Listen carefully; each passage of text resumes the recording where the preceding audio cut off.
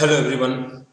Last class में हम लोगों ने इलेक्ट्रोकेमिकल सेल का पूरा कंस्ट्रक्शन और उनमें इलेक्ट्रॉनिक ट्रांजिशन में क्या होता है, कैसे करंट वहाँ प्रोड्यूस होती है, सोल्यूशन न्यूट्रल होता है, इन सारी चीज़ों के बारे में हमने देखा था। डायग्राम के फॉर्म में उन चीज़ों को समझने के बाद अगर हमसे क्वेश्चन पूछे जाते हैं तो हम उसको थ्योरेटिकल फॉर्म में कैसे लिखेंगे, इन चीजों को आज हम अपने इस वीडियो लेक्चर में कवर करेंगे।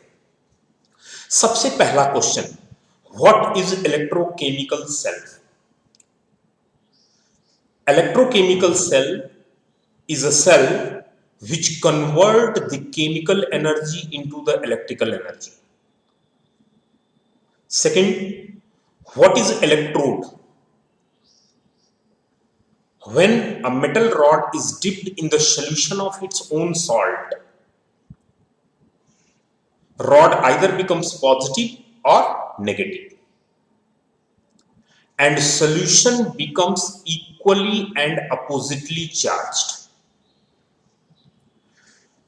Due to this charge difference,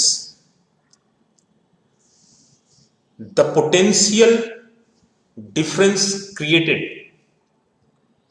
is called electrode potential,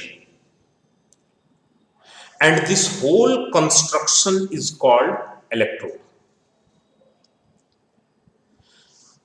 जिन बच्चों ने डायरेक्ट सेकेंड वीडियो देखना स्टार्ट किया है वो एक बार फर्स्ट वीडियो को पूरी अच्छे तरीके से देखें, उसके बाद सेकेंड वीडियो को देखेंगे तो उनको ये चीजें अच्छे से समझ में आएंगी।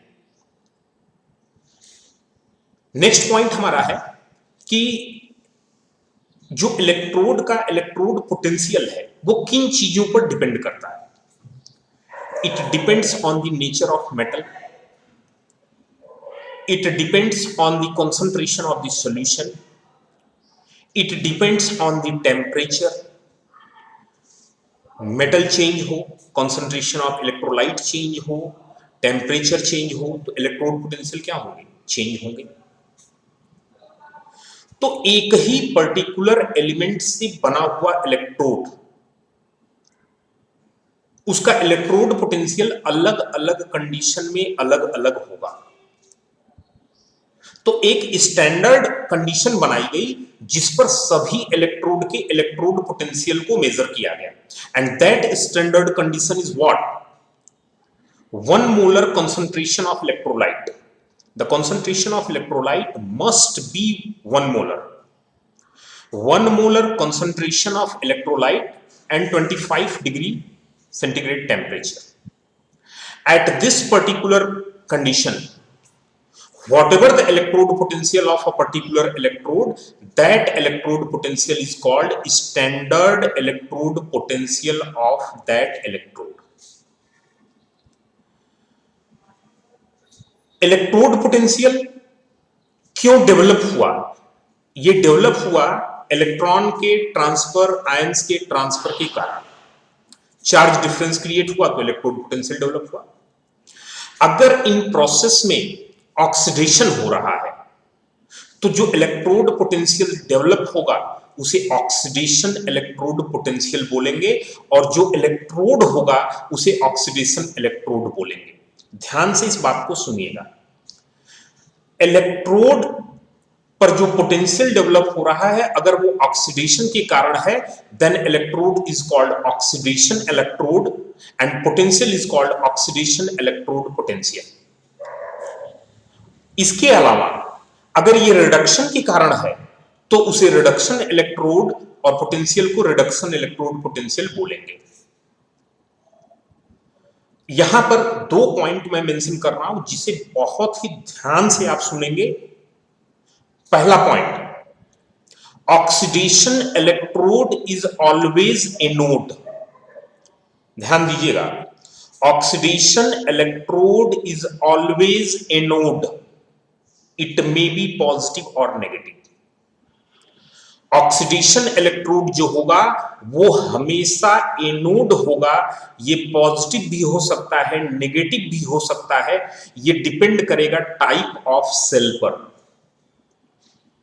इलेक्ट्रोकेमिकल सेल है या इलेक्ट्रोलिटिक सेल है।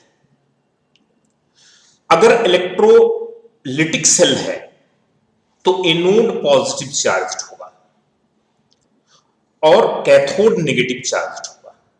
लेकिन अगर इलेक्ट्रोकेमिकल सेल है तो एनोड नेगेटिवली चार्ज होगा और जो कैथोड होगा वो पॉजिटिवली चार्ज होगा। आप इन चीजों को अच्छे से समझ लो। बाकी प्रीवियस लेक्चर आप देखोगे और जो आपको थ्योरेटिकल कंटेंट्स दिए जा रहे हैं आप उन्हें पढ़ोगे, एग्जैक्टली आपको कहीं कोई प्रॉब्लम नहीं आएगी। जिन चीजों को मैंने अभी एक्सप्लेन किया आप देखो उसे आपको पढ़ना कैसे है। आपने एक बार इसे अच्छे से समझा, समझते समय आपको पीडीएफ या जो क्लास नोट्स है उन्हें देखने की जरूरत नहीं है।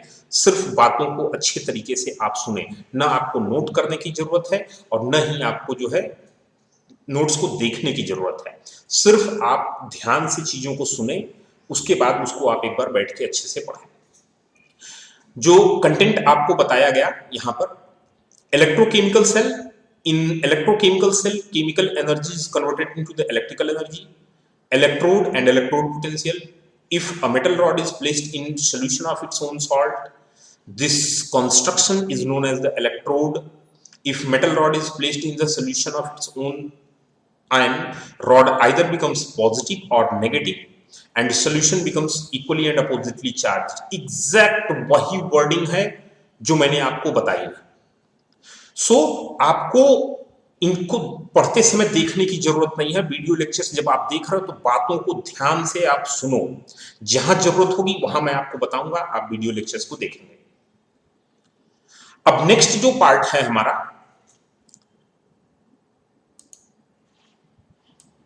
इलेक्ट्रोड से रिलेटेड। सबसे पहली चीज, किसी भी इलेक्ट्रोड का इलेक्ट्रोड पोटेंशियल, जैसा कि मैंने आपको बताया कि temperature, pressure, concentration and nature of the metal इन चीजों पर डिपेंड करता है। तो ये एक इलेक्ट्रोकेमिकल सेल है। ये जिंक की रॉड को जिंक सल्फेट के सोल्यूशन में डिप किया गया है, कॉपर की रॉड को कॉपर सल्फेट के सोल्यूशन में डिप किया गया है, यहाँ पर सॉल्ट ब्रिज यूज किया गया है, ये एक वोल्टमीटर यूज किया गया है। अब आप देखें, इस इलेक्ट्रोकेमिकल सेल में दो इलेक्ट्रोड हैं, एक ये है और दूसरा ये है। इस इलेक्ट्रोड पर ऑक्सीडेशन हो रहा है, that means it is oxidation electrode and oxidation electrode is always anode. इस पर्टिकुलर सिचुएशन में ये एनोड जो होगा वो नेगेटिवली चार्ज्ड होगा, जबकि कैथोड जो होगा वो पॉजिटिवली चार्ज्ड होगा। तो अब यहां पर हम बोलेंगे कि since here oxidation takes place, so it is the oxidation electrode and electrode potential is oxidation electrode potential. तो बेसिकली जो एक सेल है उसके दो पार्ट होते हैं, एनोड एंड कैथोड, और उनको हम हाफ सेल भी बोलते हैं, और उनके जो रिएक्शन होंगे उन्हें हम हाफ सेल रिएक्शन भी बोलेंगे। अब यहां पर जो दो रिएक्शंस हैं, जिंक 2+ में गया, 2 इलेक्ट्रॉन लॉस किया, कॉपर ने 2 इलेक्ट्रॉन एक्सेप्ट करके कॉपर आयन में, कॉपर मेटल में कन्वर्ट हो गया। तो ये ऑक्सीडेशन का पार्ट हो गया और ये रिडक्शन का पार्ट हो गया। दोनों हाफ सेल, ऑक्सीडेशन और रिडक्शन के पार्ट, अगर इन दोनों को हम जोड़ दें, ऐड कर दें दोनों को, तो जो हमें रिएक्शन मिलेगा उसे हम सेल रिएक्शन बोलेंगे। ये हमारा सेल रिएक्शन है कंप्लीट।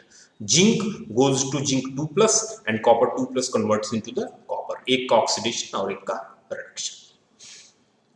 यहां पर एक बात समझने की जरूरत है कि किसी भी इलेक्ट्रोड को हम किस तरीके से रिप्रेजेंट करते हैं, और जब हम उस इलेक्ट्रोड को रिप्रेजेंट कर रहे हैं तो उस पर्टिकुलर सिचुएशन में सिंबल के फॉर्म में इसे हम कैसे लिखते हैं। आप देखो, जैसे यहां पर हमने ये जिंक इलेक्ट्रोड को लिखा है, जिंक गोज टू जिंक 2+। इसको रिप्रेजेंट करने का तरीका क्या है, हम लिखेंगे जिंक ऑब्लिक जिंक 2+, जिंक 2+। ये हो गया, ये एनोड को रिप्रेजेंट कर रहा है। इसी तरीके से अगर हमें कैथोड को लिखना होगा तो हम लिखेंगे कॉपर 2+ ऑब्लिक कॉपर। तो ये एनोड और कैथोड को दोनों रिप्रेजेंट कर रहे हैं। हमें इजीली यहां समझ में आ रहा है कि जिंक जो है ये जिंक यहां से जिंक 2+ में गया और कॉपर 2+ जो है वो कॉपर में कन्वर्ट हो गया, एक का ऑक्सीडेशन है और एक का रिडक्शन है। अब यहां पर जो ऑक्सीडेशन इलेक्ट्रोड है इसके ऑक्सीडेशन इलेक्ट्रोड पोटेंशियल को हम लिखेंगे ई ऑक्सीडेशन, और इसको हम लिखेंगे ई रिडक्शन पोटेंशियल। अगर स्टैंडर्ड है तो उसके ऊपर हम ई नॉट लिखेंगे, E naught oxidation, E naught reduction.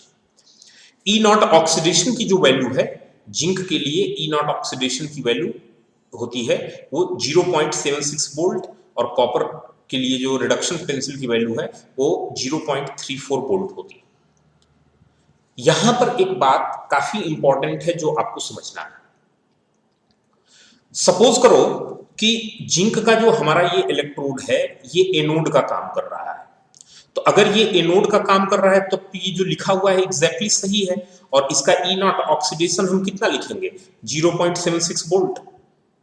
लेकिन अगर इसी इलेक्ट्रोड को हम ऑक्सीडेशन नहीं रिडक्शन की तरह देखें तो फिर उसका रिडक्शन इलेक्ट्रोड पोटेंशियल होगा। तो उस कंडीशन में हम इसको क्या लिखेंगे, हम इसको लिखेंगे जिंक 2+ ऑब्लिक जिंक, हम इसे उल्टा करके लिख देंगे। और इसके केस में अब इसका जो ई नॉट रिडक्शन होगा, ई नॉट रिडक्शन पोटेंशियल, इसका मैग्नीट्यूड तो उतना ही रहेगा, सिर्फ साइन चेंज हो जाएगा, 0.76 वोल्ट। ऑक्सीडेशन में पॉजिटिव था, यहां क्या हो जाएगा नेगेटिव। तो आई होप सो ये बात आपको अच्छे से समझ में आई होगी कि अगर इलेक्ट्रोड ऑक्सीडेशन है तो जो उसका ऑक्सीडेशन इलेक्ट्रोड पोटेंशियल है, इलेक्ट्रोड जब भी रिडक्शन इलेक्ट्रोड की तरह यूज होगा उसका ऑक्सीडेशन पोटेंशियल का जो मैग्नीट्यूड था रिडक्शन पोटेंशियल का मैग्नीट्यूड उतना ही होगा, बस उसका साइन क्या हो जाएगा, चेंज हो जाएगा। तो इसी तरीके से सेम हम देखें कि जब कॉपर का यहां पर रिडक्शन इलेक्ट्रोड पोटेंशियल जो दिया गया है वो दिया गया है 0.34 वोल्ट। अगर copper as a oxidation electrode कहीं काम करे तो वहां उसका जो स्टैंडर्ड ऑक्सीडेशन पोटेंशियल होगा उसका मैग्नीट्यूड इसके रिडक्शन पोटेंशियल के बराबर ही होगा, लेकिन साइन क्या होगा, अपोजिट। तो वहां पर जो उसका ऑक्सीडेशन इलेक्ट्रोड पोटेंशियल है वो क्या हो जाएगा, -0.34 वोल्ट। अब आप देखो, सॉरी 34 है, 34 वोल्ट। कॉपर और जिंक का इलेक्ट्रोड जब एक दूसरे के साथ काम कर रहा है तो जिंक क्यों एनोड का काम कर रहा है और कॉपर क्यों कैथोड का काम कर रहा है। या हमारा जो पॉइंट है वो ये भी है कि अगर सपोज करो कि बाद में हमको कुछ क्वेश्चन दिए जाएं, कुछ इलेक्ट्रोड्स दे दिए जाएं, तो हम कैसे आइडेंटिफाई करेंगे कि कौन सा इलेक्ट्रोड ऑक्सीडेशन इलेक्ट्रोड का काम करेगा और कौन सा इलेक्ट्रोड रिडक्शन इलेक्ट्रोड का काम करेगा। तो यहां पर दो चीजें ध्यान रखने की जरूरत है।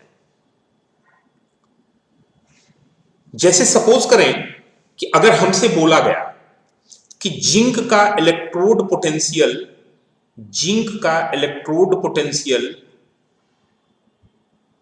-0.76 वोल्ट है। जो जिंक का इलेक्ट्रोड है उस जिंक के इलेक्ट्रोड का इलेक्ट्रोड पोटेंशियल -0.76 वोल्ट है। अब आप देखो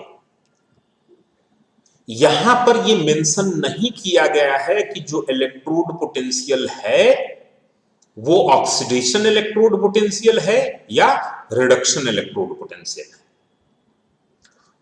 पॉइंट को एक बार में दिमाग में बैठाओ। अगर ये मेंशन नहीं है कि given electrode is oxidation electrode potential और रिडक्शन इलेक्ट्रोड पोटेंशियल, जो इलेक्ट्रोड का पोटेंशियल दिया गया है वो ऑक्सीडेशन इलेक्ट्रोड पोटेंशियल है या रिडक्शन इलेक्ट्रोड पोटेंशियल है, अगर ये मेंशन नहीं है तो हम उसे हमेशा रिडक्शन इलेक्ट्रोड पोटेंशियल कंसीडर करेंगे, राइट।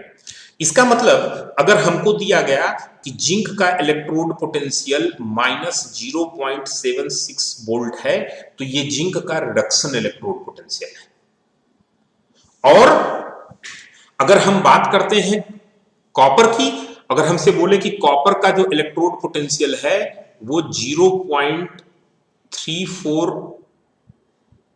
वोल्ट है, तो अब यहां पर दो इलेक्ट्रोड पोटेंशियल हमको दिए गए, एक कॉपर का इलेक्ट्रोड और एक जिंक का इलेक्ट्रोड पोटेंशियल।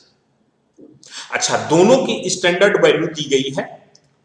हम अब ये देखते हैं कि कॉपर का रिडक्शन पोटेंशियल ज्यादा है या जिंक का।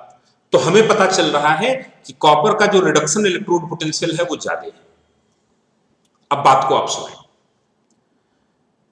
दोनों इलेक्ट्रोड के रिडक्शन इलेक्ट्रोड पोटेंशियल को आप कंपेयर करें।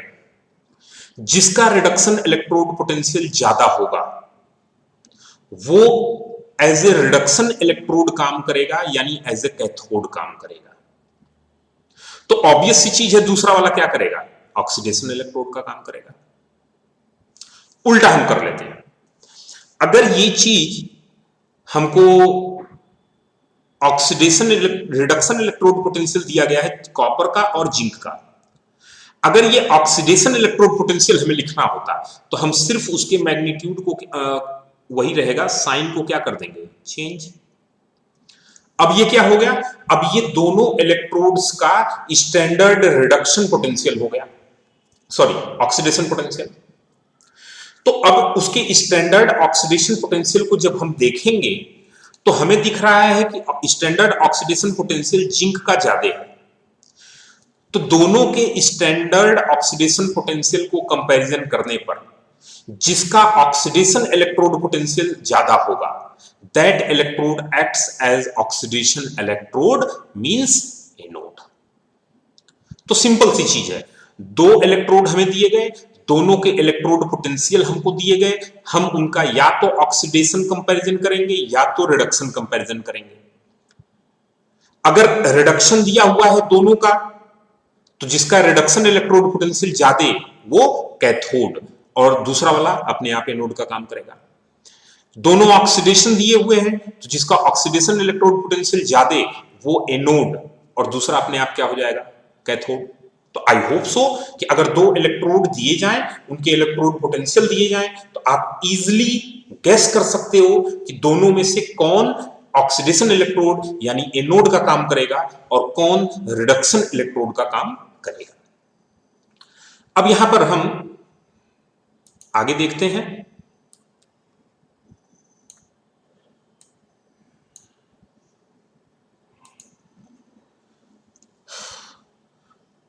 Salt bridge, a glass tube contain the paste of salt in agar and agar. Salt bridge मैंने प्रीवियस लेक्चर में आपको बताया था कि यू शेप का एक ग्लास ट्यूब होता है और इस ग्लास ट्यूब में अगर एंड अगर एक जिलेटिनस एल्गी है, उसके साथ potassium chloride, ammonium chloride, ammonium nitrate, इन सॉल्ट्स के पेस्ट बनाए जाते हैं और उस ग्लास ट्यूब में पूरा फिल कर दिया जाता है। अब बात आती है कि हमने इन्हीं सॉल्ट्स को क्यों यूज किया। तो हम सॉल्ट ब्रिज में एक अलग से पोटेंशियल ग्रेडियंट न क्रिएट हो, इसके लिए वो सॉल्ट्स यूज करते हैं जिसके कैटायंस और एनायंस दोनों की मोबिलिटी जो है वो सेम। तो अगर आपसे पूछा जाता है कि why these specific salts are used in the salt bridge, तो हम बताएंगे कि these salts are used in the salt bridge because the mobility of cation and anions are approximately same. इसके बाद जो नेक्स्ट पार्ट है, salt bridge is used to connect the electrode to complete the circuit. If salt bridge is removed, then electrode potential drop to zero. Salt bridge को अगर remove करेंगे तो electrode potential क्या होगा, जीरो ड्रॉप कर जाएगा। Anode is always oxidation electrode, cathode is always reduction electrode, may be positive or negative depending on the type of the cell. ये already मैंने डिस्कस किया जो है। इलेक्ट्रोकेमिकल सेल, वोल्टाइक सेल या गैल्वानिक सेल भी इनको बोलते हैं। Oxidation potential of oxidation electrode and reduction potential of reduction electrode. अगर इन दोनों का हम सम कर देते हैं तो ये ईएमएफ ऑफ द सेल के बराबर होगा। EMF means electromotive force. अब आप इस चीज को समझिएगा, जैसे हमने यहां पर दो इलेक्ट्रोड लिए हैं, जिंक का और कॉपर का, तो ये एनोड का काम कर रहा है, ये कैथोड का काम कर रहा है। एनोड और कैथोड इन दोनों के बेसिस पर अगर हम सेल की बात करें तो हम सेल रिएक्शन क्या लिखेंगे? हमने बताया था कि हम सेल रिएक्शन लिखेंगे zinc goes to zinc 2 plus 2 electron, और इसके लिए हम ई नॉट ऑक्सीडेशन लिखेंगे। ई नॉट ऑक्सीडेशन ये 0.76 वोल्ट होगा। इसी तरीके से हम कॉपर को जब लिखेंगे तो copper 2 plus goes to copper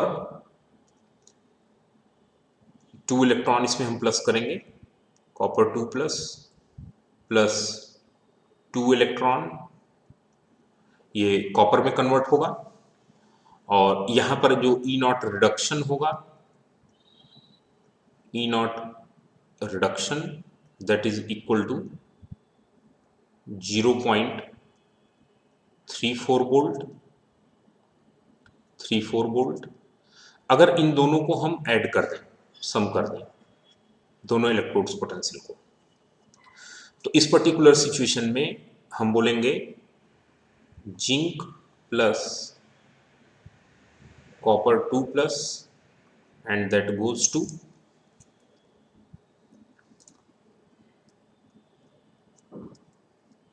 zinc 2 plus और प्लस कॉपर। और इसका जो ईएमएफ ऑफ द सेल होगा, electromotive force, EMF of the cell, ये क्या होगा? EMF of the cell is equal to E naught oxidation plus E naught reduction. तो oxidation electrode का ऑक्सीडेशन पोटेंशियल और रिडक्शन इलेक्ट्रोड का रिडक्शन पोटेंशियल, दोनों को आपको ऐड कर देना है। दोनों को ऐड करने के बाद ईएमएफ ऑफ द सेल हमारा आ जाएगा। अब आप यहां पर देखेंगे कि जो ई नॉट ऑक्सीडेशन है वो 0.76 वोल्ट है, ई नॉट रिडक्शन है वो 0.34 वोल्ट है। दोनों को हमने ऐड कर दिया तो ईएमएफ ऑफ द सेल हमारा आ जाएगा 1.1 वोल्ट। तो ये वही चीज लिखी गई है कि oxidation potential of oxidation electrode plus reduction potential of reduction electrode, इसको अगर हम सम करते हैं तो ईएमएफ ऑफ द सेल हमें मिल जाएगा। Electrode with the greater oxidation potential, जिस इलेक्ट्रोड का ऑक्सीडेशन पोटेंशियल ज्यादा होगा, acts as the oxidation electrode, and electrode with the greater reduction potential acts as the reduction electrode. If it is not given that electrode potential is oxidation or reduction, then the given potential taken as the reduction potential. Reduction electrode is always written, जो reduction electrode होगा उसे हमेशा right side लिखेंगे, oxidation electrode होगा उसे left side लिखेंगे। और बीच में आप यहाँ पर देखो ये दो lines जो represent कर रही हैं ये salt bridge को represent कर रही हैं। तो cell reaction को लिखने का तरीका है, एनोड को राइट साइड में लिखा यानी oxidation electrode right side, reduction electrode यानी कैथोड लेफ्ट साइड, और बीच में दो वर्टिकल लाइंस, पैरेलल लाइंस हम ड्रॉ करेंगे जो कि सॉल्ट ब्रिज को रिप्रेजेंट करेगा। अब इसके बाद बात आती है ईएमएफ ऑफ द सेल की। तो हमने बताया कि ईएमएफ ऑफ द सेल आप निकालोगे कैसे? ऑक्सीडेशन इलेक्ट्रोड का ऑक्सीडेशन इलेक्ट्रोड पोटेंशियल और रिडक्शन इलेक्ट्रोड का रिडक्शन इलेक्ट्रोड पोटेंशियल, दोनों को हमें क्या करना है? ऐड कर देना है। दोनों को ऐड करेंगे, ईएमएफ ऑफ द सेल हम आसानी से कैलकुलेट कर लेंगे। अब अगर ये EMF of the cell positive आता है तो सेल जो होगा वो फंक्शनल होगा, सेल रिएक्शन स्पॉन्टेनियस होगा, सेल रिएक्शन अपने आप होगा, और जो हमारा सेल होगा वो फंक्शनल होगा। लेकिन अगर ये EMF of the cell negative आ जाता है, इसका मतलब ये हुआ कि वो सेल रिएक्शन फंक्शनल नहीं होगा, वो सेल फंक्शन नहीं करेगा। लेकिन अगर EMF of the cell zero आता है तो जीरो ईएमएफ ऑफ सेल का मतलब कि जो सेल रिएक्शन है वो इक्विलिब्रियम में है। इक्विलिब्रियम पर सेल रिएक्शन जो होगा वो अगर इक्विलिब्रियम पर है तो ईएमएफ ऑफ द सेल हमेशा जीरो आएगा, इलेक्ट्रोमोटिव फोर्स जीरो होगा, यानी उस सेल से हम कोई वर्क नहीं ले पाएंगे। तो ये तीन इंपॉर्टेंट पॉइंट्स हैं जो आपको ध्यान रखने हैं। अब जैसे हमने जिंक और कॉपर को यूज किया तो क्वेश्चन प्रैक्टिस काफी इंपॉर्टेंट है। तो हम तीन एग्जाम्पल लेते हैं और उन तीन एग्जाम्पल के थ्रू जो भी चीजें अभी तक हमने डिस्कस की उनको सॉल्व करने की कोशिश करते हैं। सबसे पहले हमारा जो क्वेश्चन है उसमें जिंक के, कॉपर के और आयरन के तीन इलेक्ट्रोड्स लिए गए। There are 3 electrodes of zinc, copper and iron. Zinc, copper, iron के तीन इलेक्ट्रोड्स लिए गए, उनके इलेक्ट्रोड पोटेंशियल दिए गए हैं हमें, और उन इलेक्ट्रोड पोटेंशियल के बेसिस पर हमको इस क्वेश्चन को सॉल्व करना है। देखें, जो जिंक का इलेक्ट्रोड पोटेंशियल है, इलेक्ट्रोड पोटेंशियल ऑफ जिंक, ये -0.76 वोल्ट दिया गया है।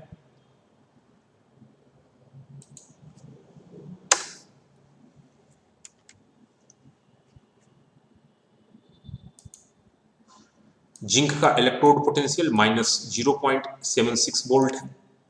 आप देखो यहां पर